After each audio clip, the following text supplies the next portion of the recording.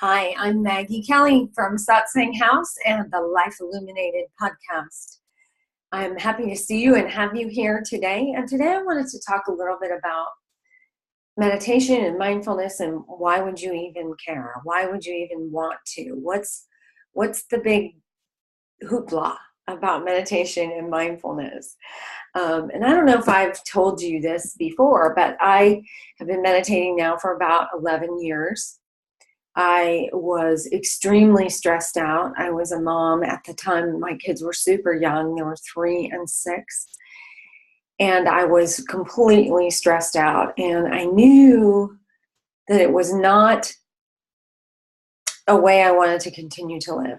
I knew that there had to be something different that I could do, some way of being that I could shift into, that I would actually like who I am and not be so impatient and argumentative and bitter or angry. And I think most of all of that just came from my stress, just the stress of being a mom with 2 kids running around crazy every day, all day, and not taking time to just stop and rest and calm myself down. And so there are a couple different types of meditation. Actually, there's a lot of different types of meditation, but I'm going to talk about 2 of the more common ones today. One being Vipassana meditation.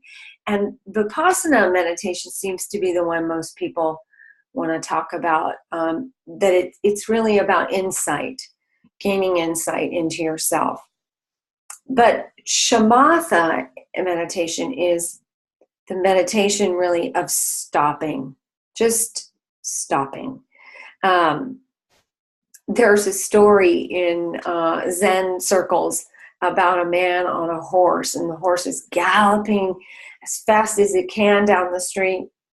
Seems to be very much on purpose and on its way to somewhere super, super important.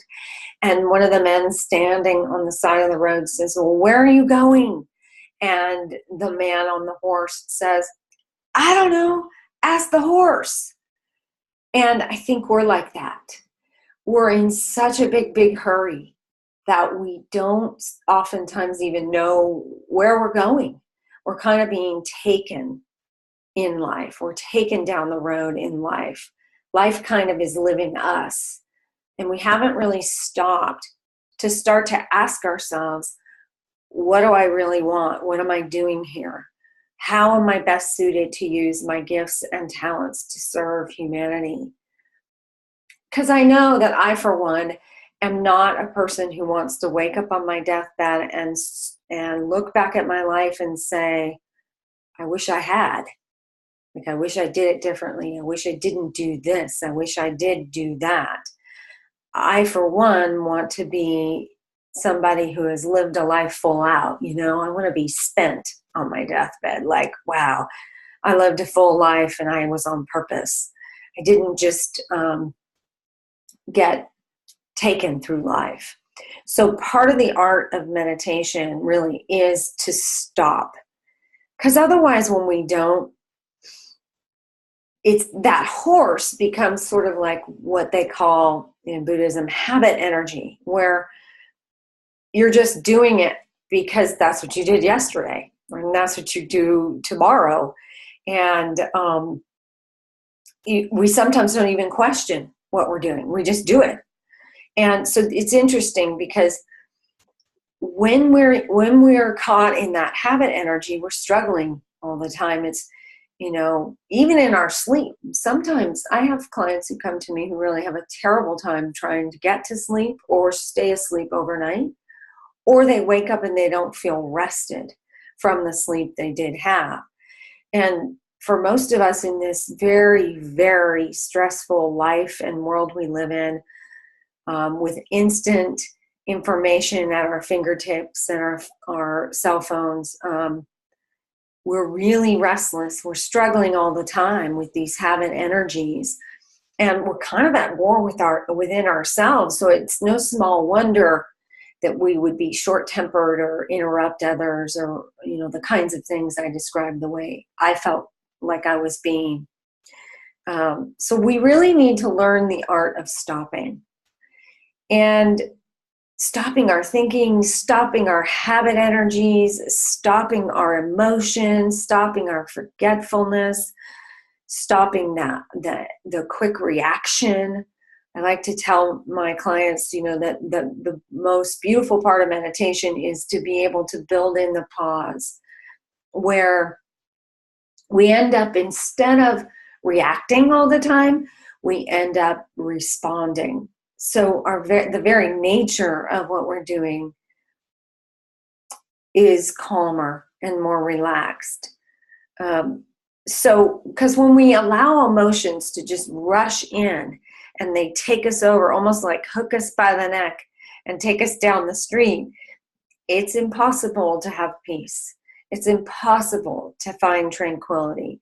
We'll run around the house and maybe turn on the TV and then flip a few channels and then turn it off, and then maybe go to the kitchen and open the fridge and look in there, grab something to eat, and then maybe we'll turn on the TV again, or maybe we'll listen to music, or maybe we'll make a phone call, but we're never really at rest. It's that restlessness and those habit energies which I believe is responsible for all kinds of cravings and addictions in our society.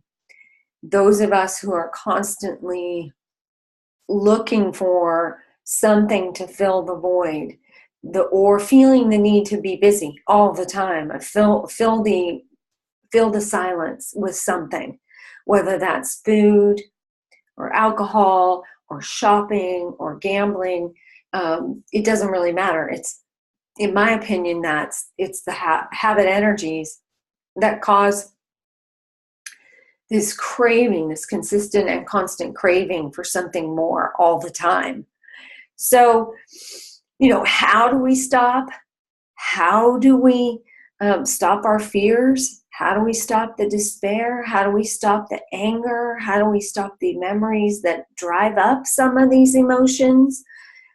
Well, first of all, we stop with mindfulness and practicing mindful breathing. That's one.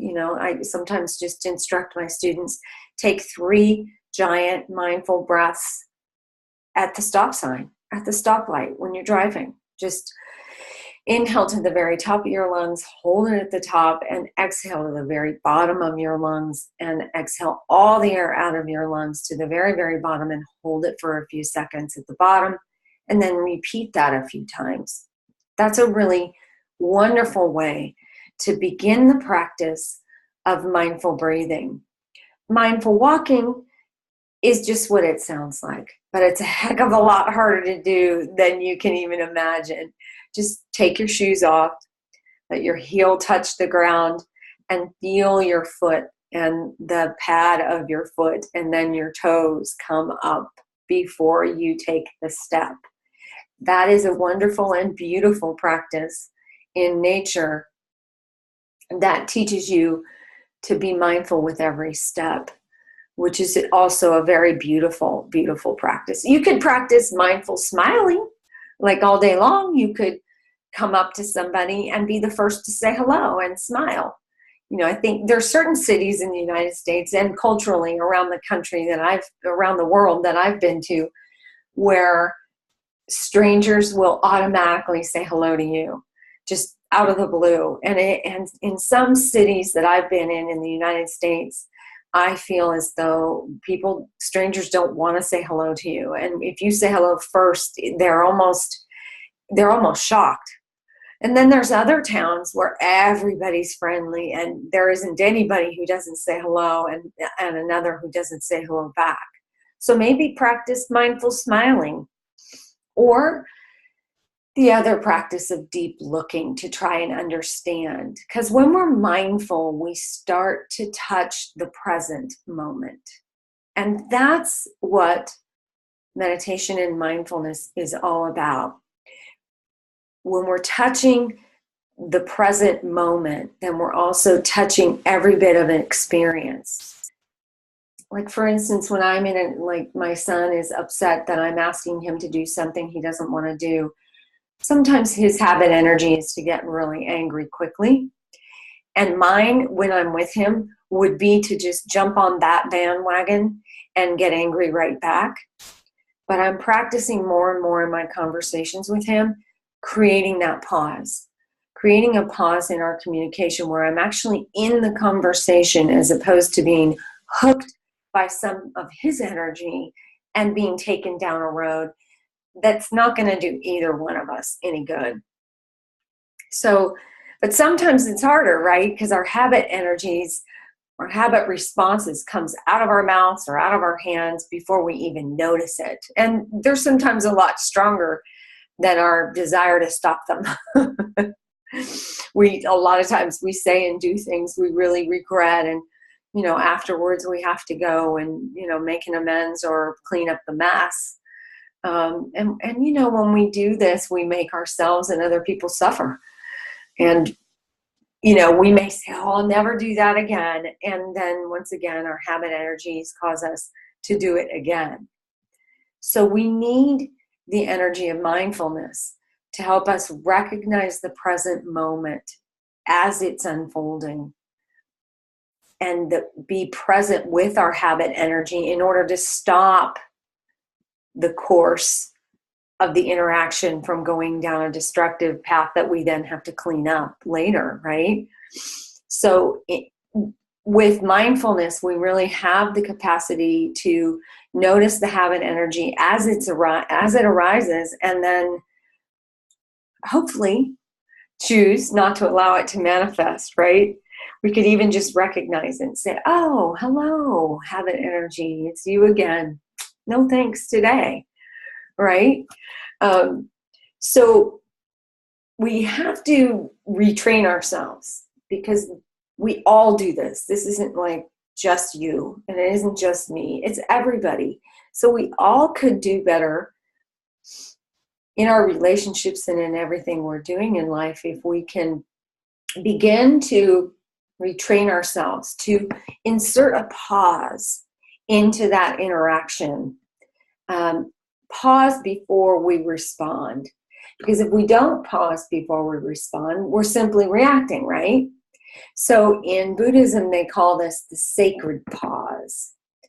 And it's that moment where we stop and we identify with the reaction we're about to have, but instead of reacting in that typical way, an automatic way we might have in the past, we actually create a pause and we choose a different way to break the spell of that habit energy and do it differently, other than the automatic response. So that's what's called the sacred response. So when we pause and we throw in that sacred pause, we're actually in the experience as the experience is unfolding. Just like that example I was telling you about a minute ago about walking meditation, feeling your heel, then feeling the side of your foot, and then feeling the pad of your foot, and then feeling your toes, and then feeling your toes coming off the ground. It's in those moments where we might be able to just stop. So the first function of meditation is literally to just stop. And that's shamatha, to just stop. And it's funny because I have taught in high schools before, meditation and mindfulness in high schools. And these kids today, in our day, these kids that I am talking about are like 15, 16, 10th graders.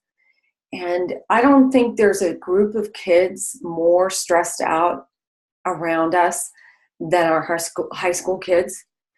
They're studying, 3 or 4 hours a night. They go to school 8 hours a day. Some of them have after school sports and activities or competitions. Maybe you get to have dinner with them.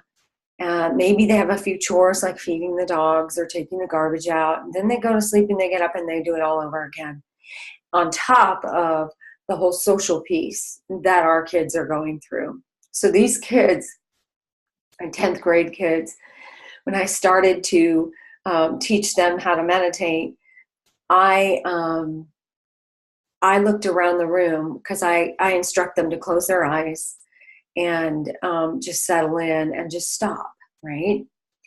And as I lead them and guide them into meditation, I sometimes peek to see how everyone's doing. And I peeked one time and I noticed 11 of the 15 kids in the room were falling asleep. Their heads were bobbing. And, it's okay. It's fine if you fall asleep during meditation. There's nothing wrong with that. But what it means is that your body needs rest, that you need more sleep. That's your body's way of saying, thank you so much for stopping. Thank you so much for giving me permission to be wide awake and not doing anything, but just stopping. So that, I think, is really, really important. It's a great illustration of how we are right now, and you are too. In your life, you are too. There's no other time in your life that you're going to literally, that I can think of really, just stop during the day and not do anything. And the only other time is when we're asleep. So the second function of meditation is calming. And when we have strong emotions, we know sometimes that we can be destructive with those strong emotions. Like I mentioned with my son, if I respond to him in a certain way, what I say might be a destructive thing to have said to him, and then I'll have to fix it, or maybe he'll never forget it. I don't know. But we have to learn the art of breathing in and out and just stopping our activities and calming our emotion. Just stopping and calming. We have to learn to become solid and stable like a tree in the breeze and not allow every little thing to move us and shift us and shape our interactions. And we have to be able to roll with the storms that come. And it takes practice. None of us are going to be good at this at the very beginning. It's going to take practice. And then after the calming, okay, so it's stopping and calming, and then it's resting. The third function of shamatha is resting. Just think about yourself standing on a riverbank with a little, maybe a stream, standing on the bank of a stream.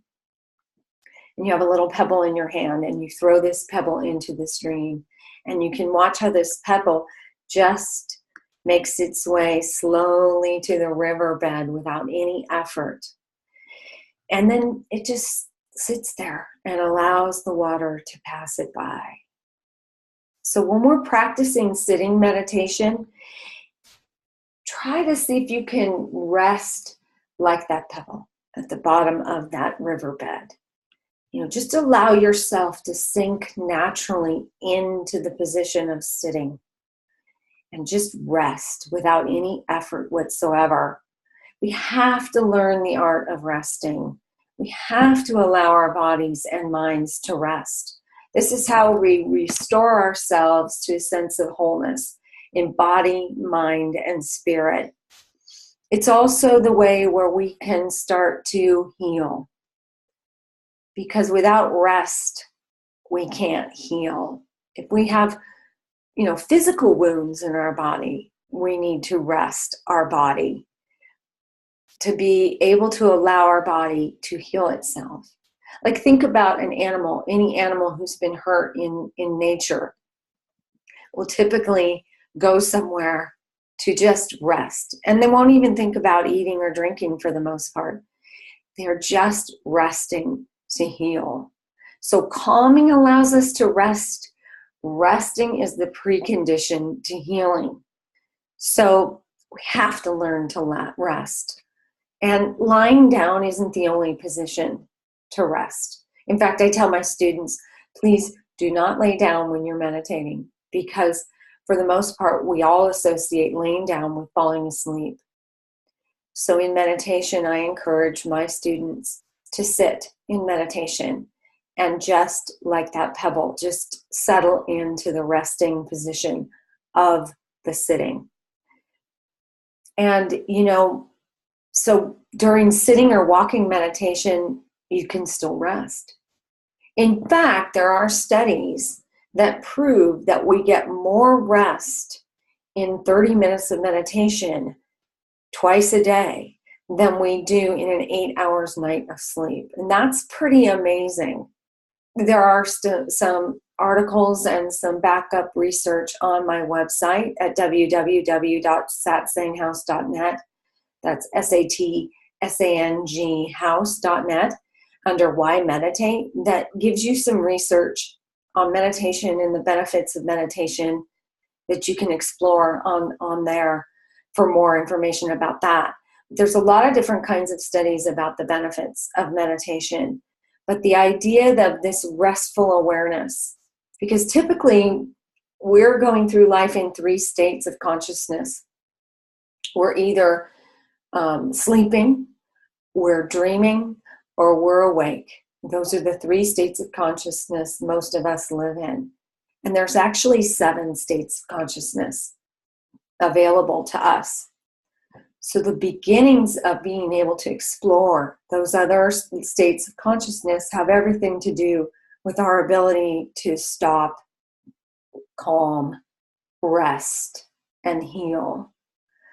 And to give ourselves the permission. Because I think that, in that example of the kids that I taught, I'm sure that most of those kids who started to do the head bob were falling asleep in meditation because someone had given them permission to stop moving.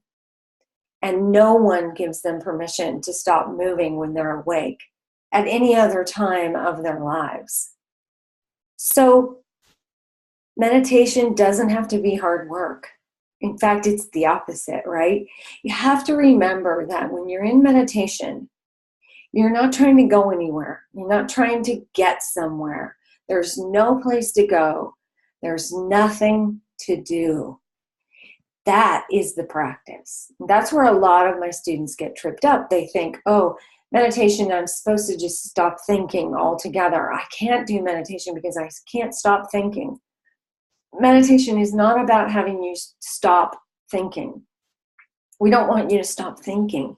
We just want you to slow the thinking down, to give your mind and your body and your spirit a chance to just rest and rejuvenate and reheal, and then ultimately to reawaken. So stopping and resting and calming are the preconditions for healing. And if we can't stop, then the course of our destructive behaviors and our habit energies are just going to continue and take over like they have probably for the most of our lives. I know they had for me, which is what drove me to shift in some way. And I found meditation to be the way for me to really shift my life. I'm nowhere near that same person that I was years ago before I started meditating. And really, honestly, the world needs healing. Don't you think? I think. Individuals and communities and nations need healing. And that's part of the reason why I opened a meditation house, was because I really believe in creating world peace one person at a time, or one meditator at a time. Because I think I woke up finally one day and just said, is this all there is to my life? Is this, I'm just going to relive Groundhog's Day every day, all day, every day? And what I found was, no, I don't have to. I'm really here for a greater purpose. I just need to figure out what that purpose is. But I can't figure out what that purpose is by striving and grasping and clinging and looking and, searching all the time for it. I have to be still and allow the answer to come. And really, honestly, just ask the question. Continue to ask yourself the question, how am I best suited to use my gifts and talents to serve humanity? What's my purpose? What's my dharma? And I can promise you that if you find a way to stop and calm and rest, when you ask yourself that question, in that stillness, the answer will intuitively come to you. You won't have to look for it. So that's all I have for today in this episode of the Life Illuminated podcast and of this little video for you that are watching live. And I just wanted to let you know that if you have any interest in getting a hold of me, by all means, please email me at maggie@satsanghouse.net. That's satsanghouse.net. And I can be reached through Instagram and Facebook on Satsang House as well, or my public figure profile on Facebook, Maggie Kelly, Kelly. And I look forward to coming back and giving you a little more tidbits that just sort of float my way. And if you like this podcast, please, by all means, review it and rate it. And don't forget to subscribe so that you can have the next episode of the Life Illuminated podcast coming right to you live and when it airs. And in the meantime, here's to living a life illuminated. I'm Maggie Kelly. Thanks for joining me. Have a beautiful, beautiful day.